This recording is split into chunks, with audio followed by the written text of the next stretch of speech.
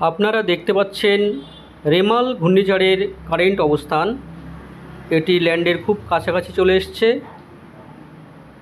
রেমালের যে সেন্টার, ঘূর্ণিঝড়ের সেন্টার আপনারা এখানে দেখতে পাচ্ছেন। আমি পয়েন্টারের সাহায্যে দেখাচ্ছি। এটা প্রায় ঘন্টায় 16 থেকে 17 কিলোমিটার গতিবেগে ল্যান্ডের দিকে এগোচ্ছে। আজ রাত 11টা বা তার পাশাপাশি সময়ে এটা আমাদের ল্যান্ডে আছড়ে পড়বে। আমাদের সাগরদিঘি, ইন্ডিয়ার সাগরদিঘি এবং বাংলাদেশের খেপিপাড়া, এই দুয়ের মাঝখানে পড়ার কথা। আমরা একটু বড় করে দেখি পজিশনটা। আমরা দেখতে পাচ্ছি আমাদের কলকাতা এবং বাংলাদেশের প্রায় খুব কাছাকাছি চলে এসছে। আমরা ডিস্টেন্সগুলো একটু দেখব কেমন আছে। ডিস্টেন্সগুলো যদি কলকাতার থেকে দেখা যায়, দেখুন প্রায় 160 কিলোমিটার।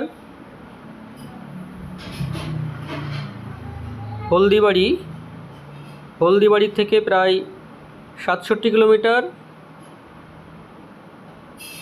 গঙ্গাসাগর থেকে 72 কিলোমিটার। আমি আরও কয়েকটা পজিশন দেখাচ্ছি। নামখানা থেকে প্রায় 77 কিলোমিটার। আজ রাত 11টা থেকে 12টার মধ্যে ল্যান্ডফল হওয়ার কথা।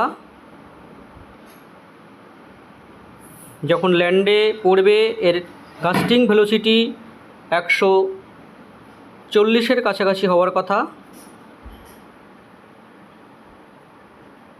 দেখুন কারেন্ট পজিশান।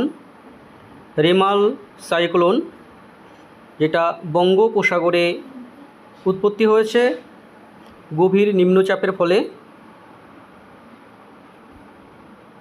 এর আগে আমরা আমফান, ইয়াস, বুলবুল, তিতলি বিভিন্ন ঝড়গুলো দেখেছি। আজকে আসছে রেমাল।